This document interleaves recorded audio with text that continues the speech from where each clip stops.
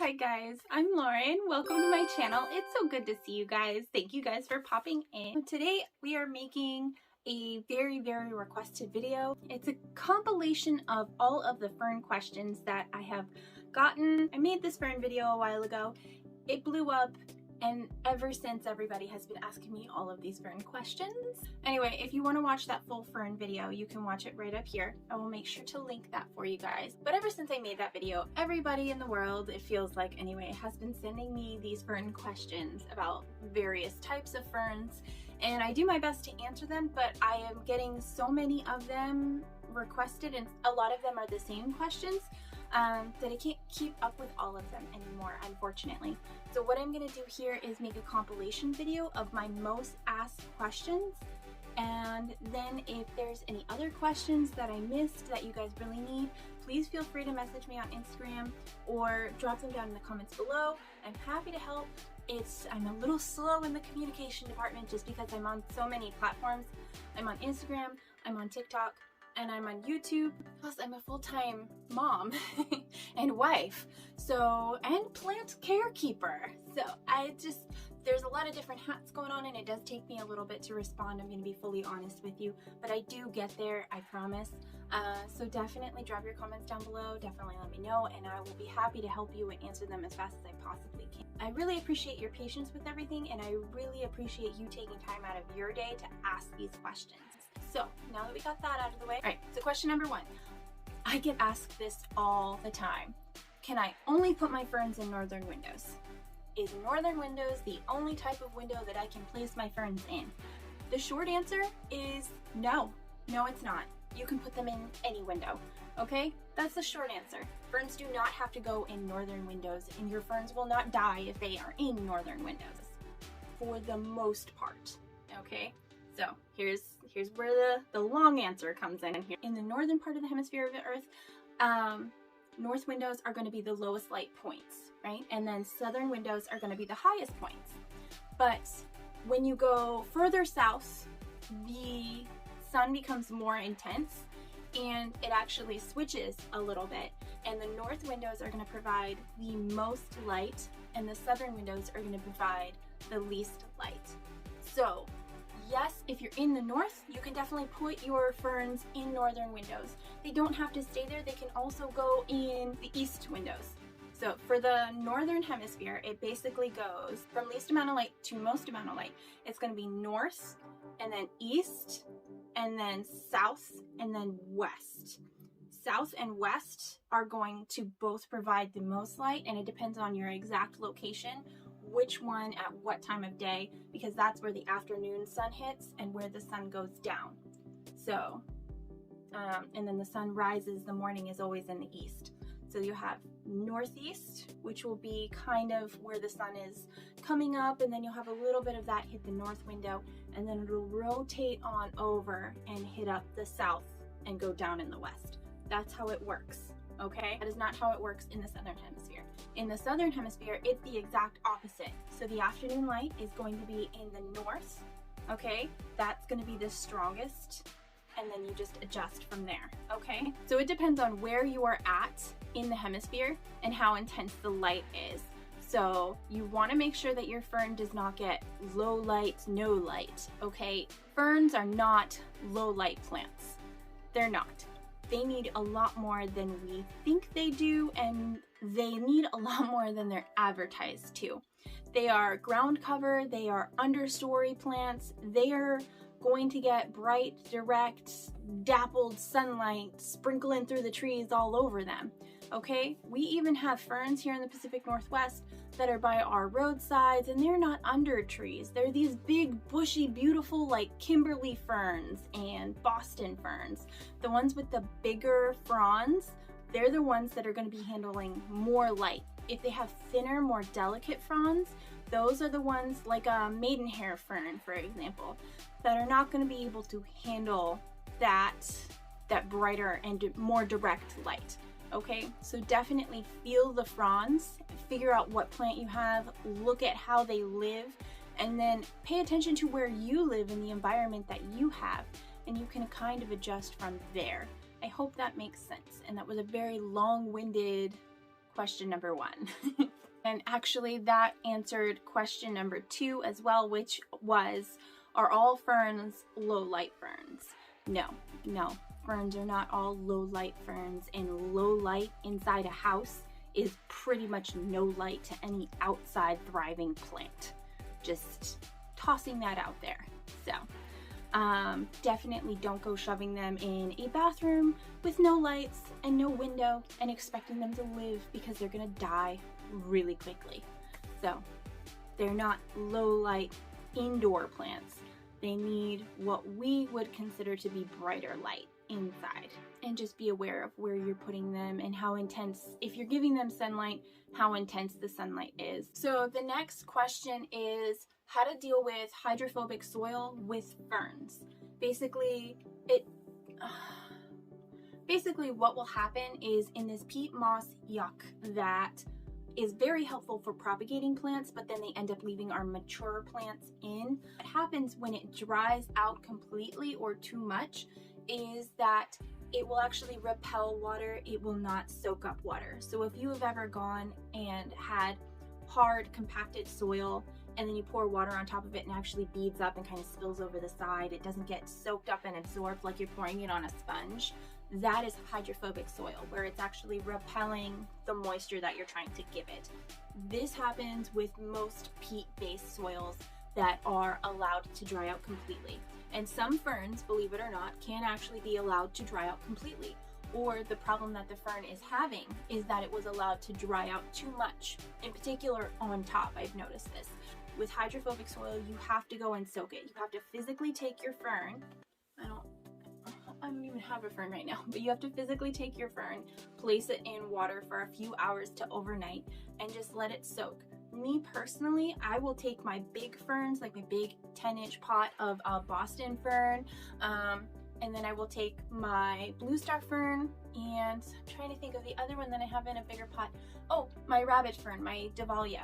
I will take all 3 of those and I will place them in the bathtub. I will run the water just enough, maybe about an inch, you know, and I will let it soak overnight. And then I will pick them up and I will put them on a towel to allow them to dry off and run off any excess and hang them back up. Even if I let them dry out too much, even if the soil became hydrophobic, it would still be able to soak up and re-moisturize them. Because believe it or not, there are ferns out there that can dry out, like the rabbitfoot fern and the blue star fern. Pretty much any with those top rhizomes there, they can handle a little bit of drying out. When a Boston fern, or most ferns, are actually a certain size, a large size usually, they can handle being dried out a little bit more as well. As soon as a fern starts to dry out completely, they will start to brown the tips, brown the edges, and they will lose some fronds, which is a normal part of the process. So if you don't actually physically feel the soil and check and see, then you may not notice that it's dried out completely, especially if it's in the bigger pots. So that's just kind of something to keep in mind. And the next question is going to be, I believe we're on question number 4. Yay or nay ferns and hanging pots?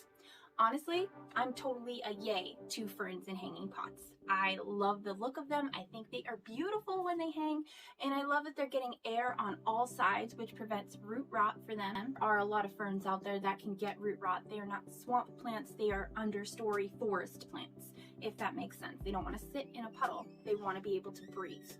So I am definitely a yay to hanging ferns.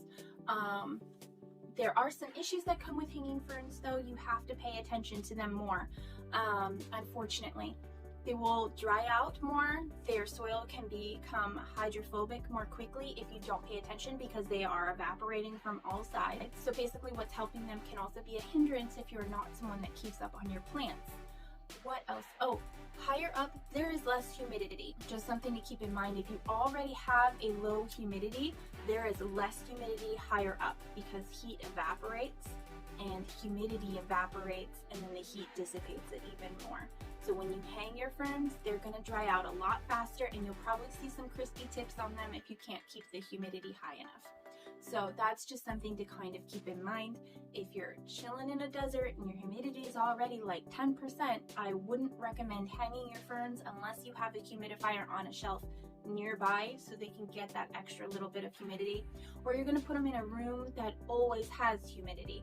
For example, if you have like a room with water fountains all over the place, or a bathroom that is constantly used, like my bathroom is constantly used. We've got 5 people living in our house and we have 1 bathroom. We all take showers and baths on a daily. That bathroom is always humid. If we never used it though, then it might not be as humid. So those are some things to kind of keep in mind as far as that goes. Yay, hanging ferns! Just boo depending on location and actual home environment, okay? So that's kind of where I am with that. Definitely do it if you can though, because it looks so cool. All ferns need high humidity, sort of. Sort of. I guess short answer is no. High humidity? No. Not all ferns need high humidity. For example, if they have thicker fronds like a Boston fern, they can handle a lower humidity.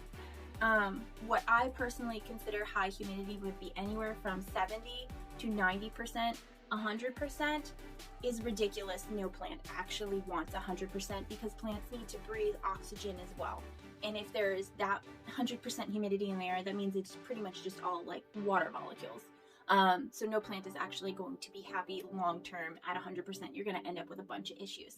So I would say max 95%. Most high humidity plants tend to be anywhere from 70-75 to about 90-95. Everywhere else, the natural humidity is going to be around 50 to 70%. Personally here, mine is usually anywhere from 40 to 50%, and that is where most ferns are going to like to be. If they are thicker frond ferns, like the Boston fern, they can handle that lower humidity. If you are going with something like Salaginilla, which actually isn't a fern, it's called a fern, but it's technically not a fern. Maidenhair ferns, where they have the thinner foliage. I'm trying to think, I keep pulling up maidenhair ferns. Like the ribbon ferns, they are not going to be able to handle the lower humidity as much. I would say the ferns that are best suited for a lower humidity would be like the rhizomatous ferns, the rabbit's foot fern and the blue star fern. There is an ant fern out there and a kangaroo paw fern. These all have big, thick, juicy rhizomes that are going to hold on to a lot of water and moisture, and they are going to release that moisture and kind of have more of a humidity bubble around them, compared to the little tiny thin-stemmed, thin-leaved maidenhair ferns that look big, bushy, lush, and gorgeous, but they really cannot hold on to very much water. If they're thick and rhizomatous, or they have big, thick, juicy fronds, they'll hold on to more water and be more juicy and can handle that lower humidity. But if they're thin-stemmed, thin foliage, they need that higher humidity. Higher the better. The next question that I get asked all the time is, why does my fern have crisping tips? And honestly, there's a couple different reasons. One, you're letting your soil dry out too much. So if you touch your soil, the top of the soil of any of your ferns, pick a fern, any fern, this applies to all the ferns, and it is dry, water it. That's why you have crispy tips, guaranteed. You might have other reasons for having crispy tips. That's going to be the number one reason. Your fern can't maintain the tips if it doesn't actually have moisture to suck up and give it. So that's going to be problem number one. Problem number two is if you are constantly letting your fern sit in a puddle, the roots will rot. That's going to make it have some crispy tips, and you're going to lose a lot of fronds as well. That's kind of like a twofold issue. If it is just crispy tips and you're not actually losing any fronds, then that's probably not the case. Still wouldn't recommend keeping your ferns in a puddle though. If you Google, why does my fern have crispy tips, the number one thing that they're going to tell you is humidity. They're going to say increase your humidity, and guaranteed one of the top 3 things on the increase your humidity list that they're going to give you is to mist your dang plants. It's going to say mist your fern. I am 110% against misting your plants to increase humidity. It does not increase humidity long term. Humidity is produced by containment. It's a containment of the water molecules and preventing them from evaporating and going elsewhere. You want to keep them here for your plants to soak up and absorb. So if your plant has crispy tips and you are sure that it's a humidity issue, you have your little hydrometer, you have checked, you see that the humidity is X%, and you have researched the type of fern you have and you know that your fern needs X% or needs a higher humidity, then definitely look for some means of containing that humidity. Okay, don't just go and spray some water on your plant and expect it to be happy. That's not going to fix anything. You can cause a lot more problems. Misting has a purpose, it does. That's not it. The last reason that your fern could have crispy tips would be because of the type of water that you are giving it. So if you are giving it anything other than a distilled water, then it could possibly be some type of issue with the water that you're giving it. For example, I use well water on mine. Do they get crispy tips occasionally? Sometimes my plants get crispy tips. For example, my white fusion absolutely hates that I do not give it distilled water.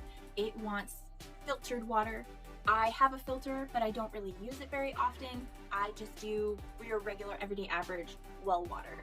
But if I did city water, then a lot of my plants could potentially suffer because city water has chlorine put in it. It also has a lot of fluoride put in it, and these two chemicals, along with hard water mineral deposits, can cause a lot of issues and crisping tips, especially on your thinner, like the maidenhair ferns and the ribbon ferns. A lot of other plants will have issues with this as well. It won't just be just your ferns. You'll likely see other signs on other plants if the water itself is the issue. But if you have one fern that you know to be particularly finicky, you can definitely give it a shot and just buy some distilled water, change up the watering routine. You can get a tap filter.